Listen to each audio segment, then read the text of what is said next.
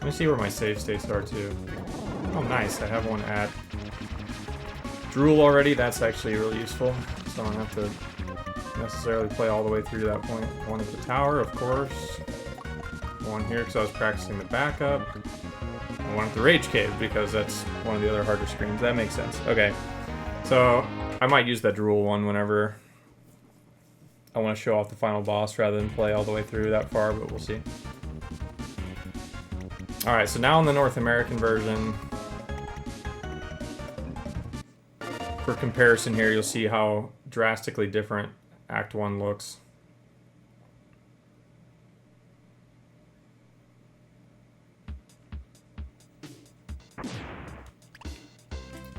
In Chinatown instead of Tokyo.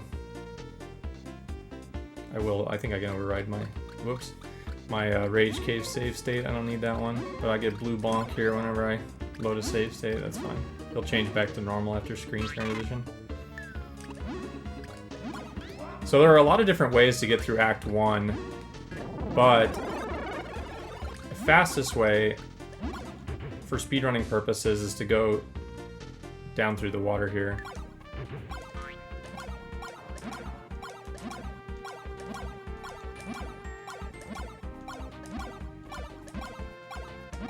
And this was the fastest way.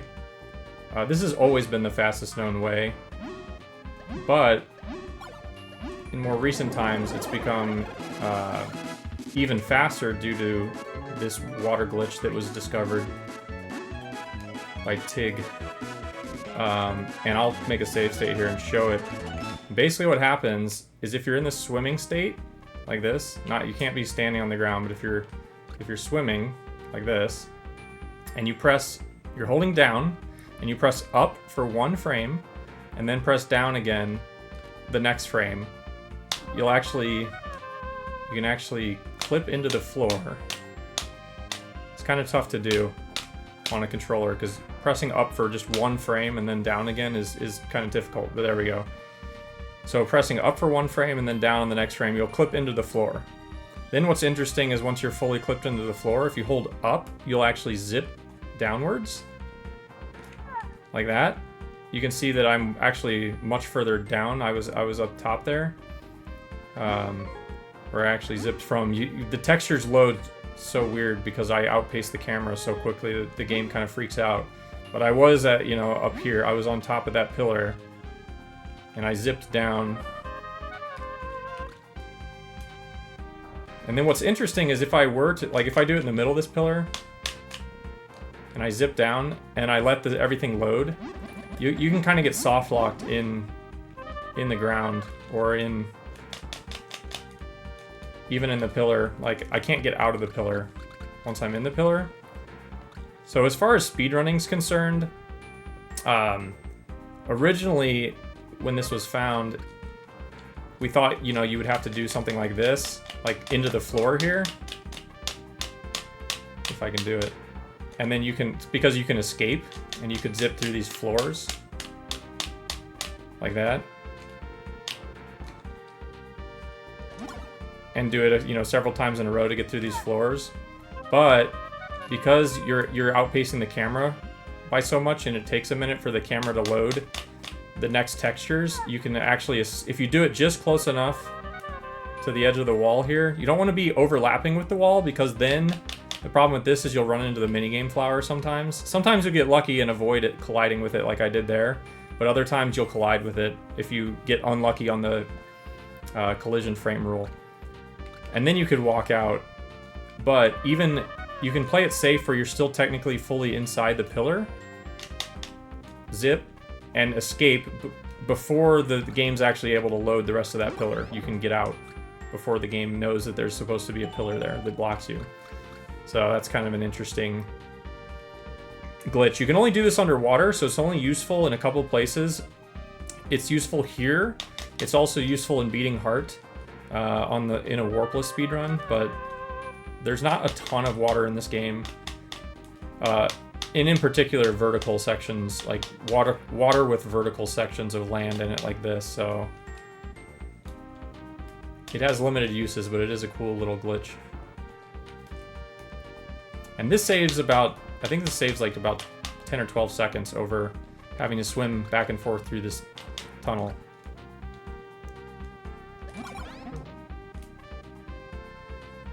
We'll move on.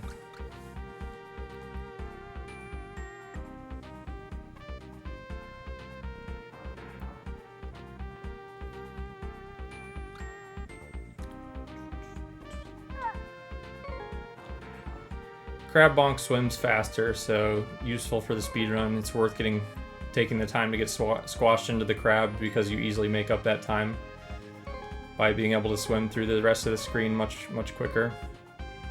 Plus, who wouldn't want to be Crab Bonk, really? If you had the choice, why not be a crab?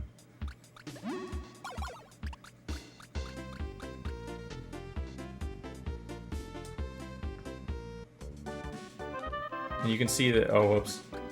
I guess making a save state breaks. I forgot making a save state breaks the screen. That's okay.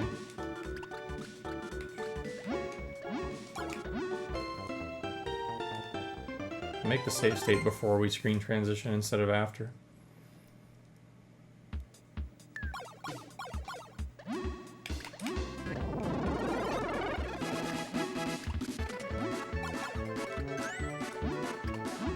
Let's see here. Not too much. Man, I forgot how late that hole in the floor was. So there's, I think there are 4 different enemies in this game that can eat you. Coup, this is one of them. The Coup. And each one has a different layout for the inside that you have to navigate through. There's just a really cool detail in this game. So when you get eaten, you actually have to escape from the enemy's body, which is really cool. So, and when you do escape from their body, the enemy is gone. So I guess Bonk passing through their digestive system is fatal to the creature that consumed Bonk. So unfortunate for them.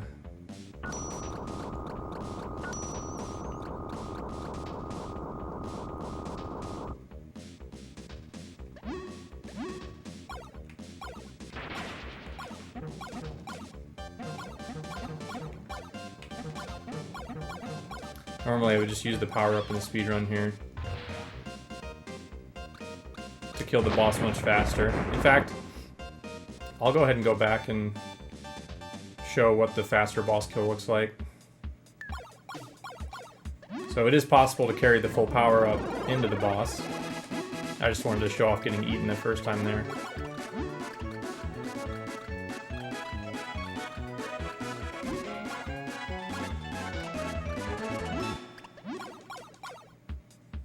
So as a green crab, I'm still in my full power-up form.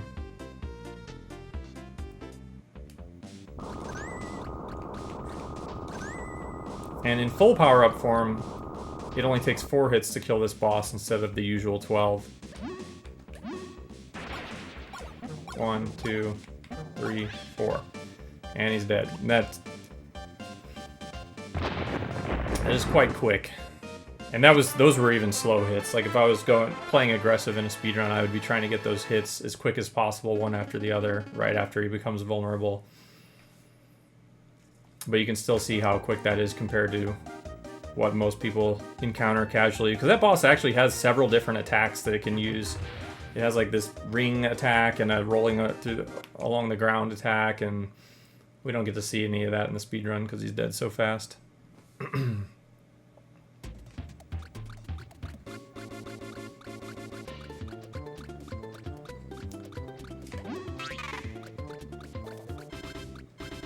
Nothing super interesting about this screen.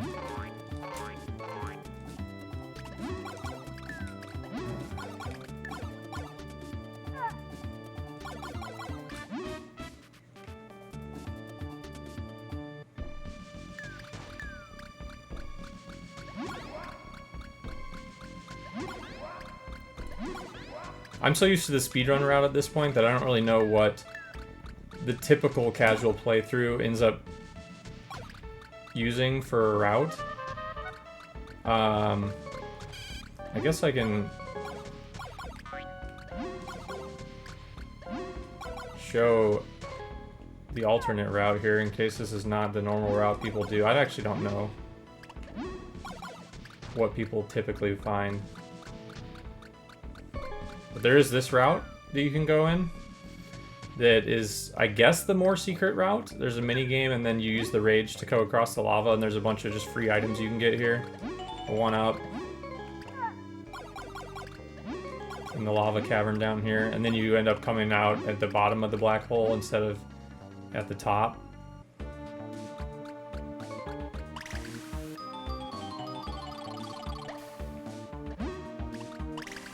Whereas the other exit just takes you straight to the top of the black hole and you skip the lava cavern, but show that off real quick. We'll make a save state here. So I do want to show, so this is the room that has the hidden warp in it.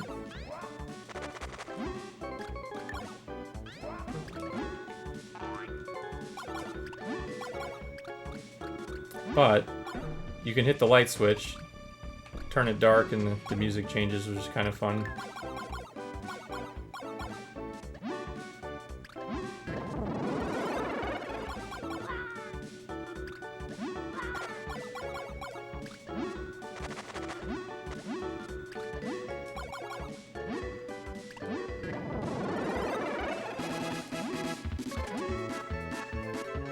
But in this screen, there's a secret I want to at least show in the straw smack. So this is the intended route.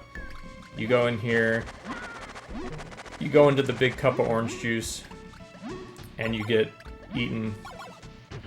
You go into the straw, and you get eaten by this dinosaur, and you go inside of him. But you can actually, there's a secret here, you can drop into the can of orange juice and go inside the canner. And they put a 1-up and a heart container and 2 mini games in here.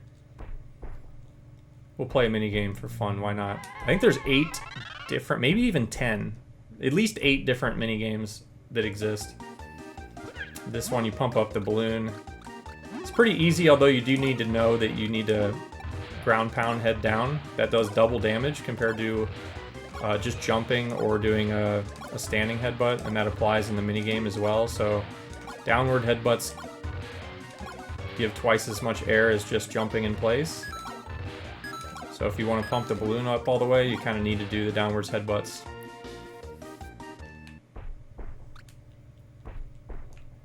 Let's see what this one is. If it's one of the mazes, there's a good chance I won't even be able to get everything in it. So, oh, this is the one that we get in the pyramid that we have to play. We'll take the path that I know is not the exit and try and collect everything.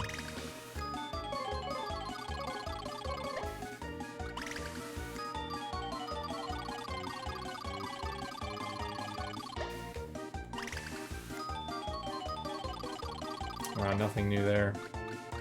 Waste of time. Not gonna get everything.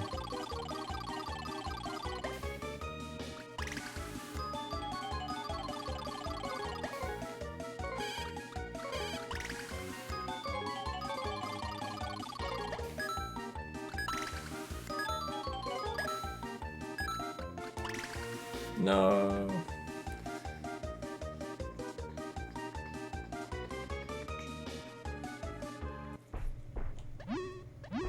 All right, let's see.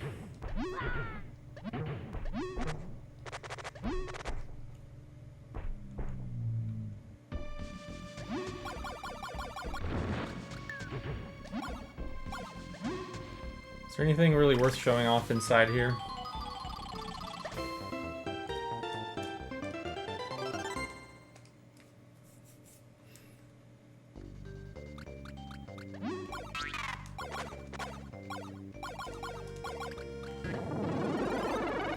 So inside the dinosaur, there are a couple different routes through here as well. If you grab the small candy, you can actually go directly to the heart by jumping over this yellow candy and going straight in here. You can go straight to the heart, which is kind of the secret shortcut. You can see they even put a yellow candy there to try and make it difficult for you to get into that shortcut without getting turned back to normal and having to abandon that route.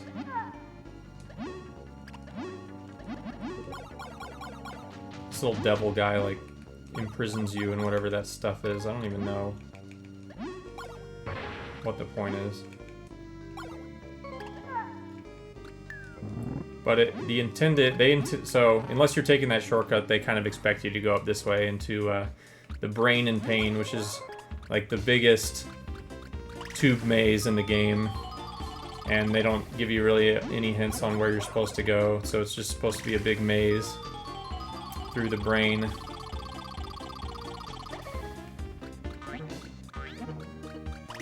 Apparently there are little critters living in his brain as well. And once you make it through the brain, then you get sent into the heart, you know, because the brain and heart are directly connected like that.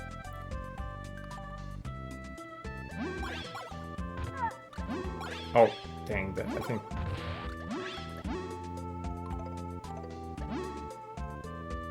some weird critters in his heart. So this enemy is another one that can eat you.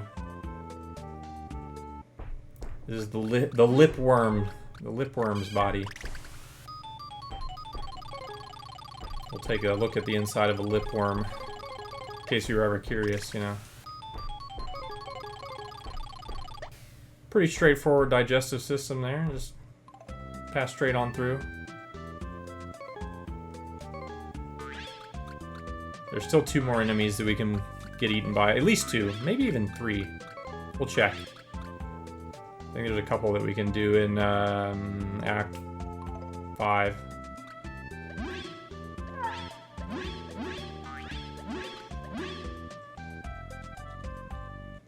The area here is called Blue Balls because each boss room, they give you a hint as to the enemy's weak point.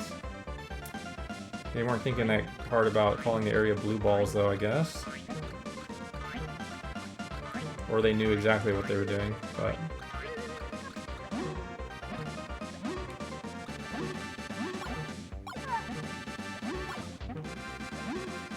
if you want to do more damage to this boss, again, you want to be doing downwards headbutts because they do double damage, if possible, but it's kind of difficult to do underwater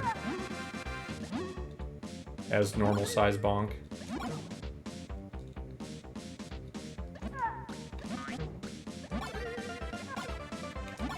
Normally you'd want to fight this boss with a power-up because it goes much faster. So fighting him as normal-sized, no power-up bonk. It is quite tricky to do without taking a bunch of damage.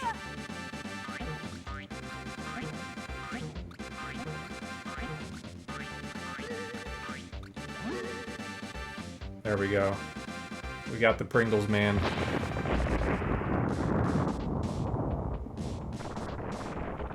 Yes, and Super Duper Nintendo has been working on trying to get people to do casual playthroughs of this game for the past couple months to make a bunch of like 30th anniversary YouTube shorts and stuff. And he asked if I would help